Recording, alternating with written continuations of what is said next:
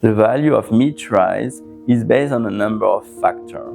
Meteorites are coming in some cases from Mars or the Moon, what makes them very rare compared to other meteorites from the asteroid belt, the more common one. While if you are wearing a piece of jewelry made of meteorite from the Moon or from Mars, this will have a much higher value due to the rarity of this meteorite to be found on Earth.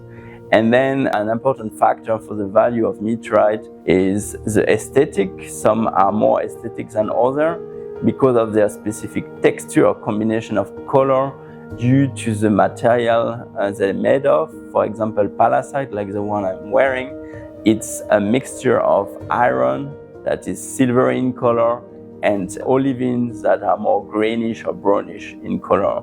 All these parameters, aesthetic but also in terms of rarity of the material, will make the meteorite more valuable.